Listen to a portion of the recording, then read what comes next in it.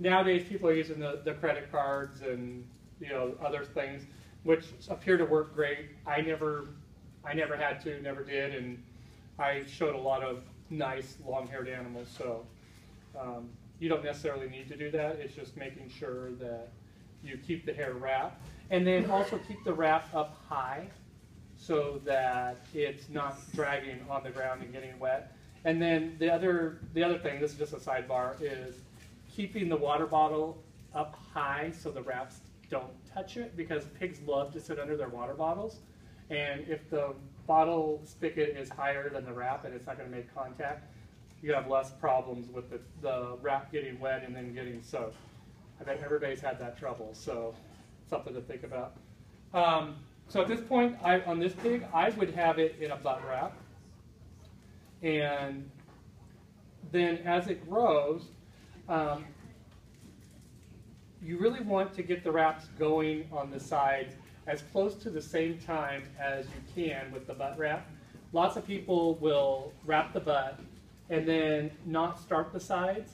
And what that is encouraging is uneven side sweeps to rear sweep.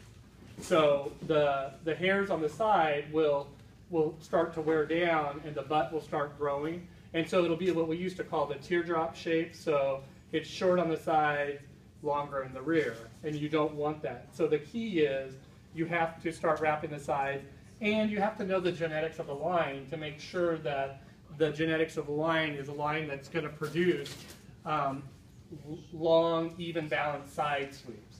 So you should be looking at, from here, the coat should be growing from the cheek sweeps out. So you want that to be balanced, and really watching that, obviously if you're buying, you kind of have to look at the animals that the people are showing to see, how do they develop.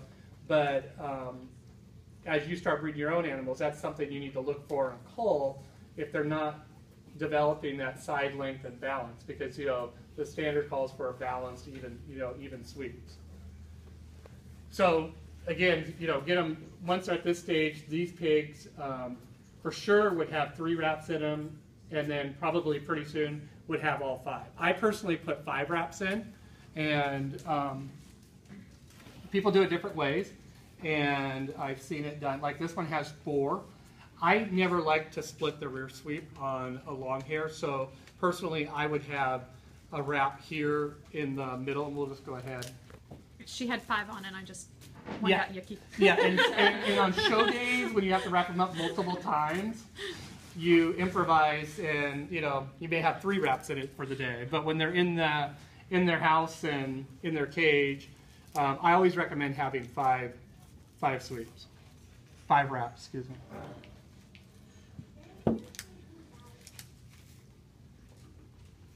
I think the key of a successful long-haired career is keeping the animal clean. I can't emphasize that enough. A clean cage, a clean coat will make the animal way easier to groom and maintain its hair. Every time you groom, you're losing some hair. And if there's any clumpiness or, dirt or whatever, you're just pulling out that much hair. So, every hair that comes out, that's density that's coming out with your comb. So you're really keeping the animal clean, and you can keep an animal clean and not have to wash it all the time. It's really about keeping the cage, being really meticulous about that. And some pigs are dirtier than other pigs. Some pigs will sit and wallow in their mess, and those are just harder pigs to take care of. But it's something you should watch. But a clean pig will be easier to groom. So on this one, the sweeps are well balanced. If I was going to wrap it, so when I wrap, every day I did a wrap inspection at home to make sure that all the wraps were intact. And then usually every other day, and it, that kind of varies by people and what they like to do and how they like to do it. But every other day I would unwrap. But I actually never unwrap the whole pig, because if I unwrap the whole pig, it takes a lot more time to me, and then I would spend more time playing with it, and my wife would get mad. And so I tried to I would just wrap and rewrap. So then I would just, you take I use paper towels, but I mean there's other materials. you want to fold it over, and you want it to just be a little bit longer than the actual sweep is. And then you put the wrap in, and then it's like an accordion. You know, you have wrap it over in the middle, and then 3 times.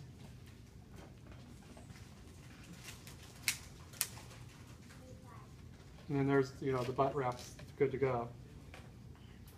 And then the other thing is, so you have these parts. What I would try to do is I would try to, once a week, I would unwrap everything. And then I would try to move my lines on my parts so I wasn't always creating parts in the same spot.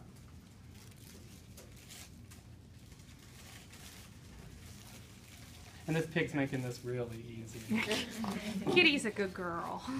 She's like, oh, I've done this for a while. One thing too is, on like cornets and silkies, you know, the mane, there's no points on density for mane. So lots of times I see people pull like just a whole bunch of coat up here on the mane.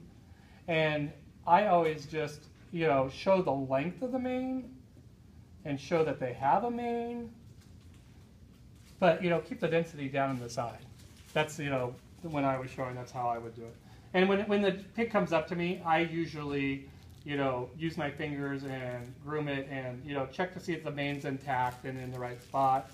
And then evaluate the sides and the rear. But so she's very easy to wrap and groom. Which is the only reason to see it still. So does anybody have questions or? You mentioned cottoniness in the juniors. About what age does that tend to clear up? You know, I think it kind of depends on the line, but usually, you know, by 2 months, you can start to tell the texture is coming in, 2.5. I mean, like these ones are a little bit older, and you can tell, I mean, they're past that stage already.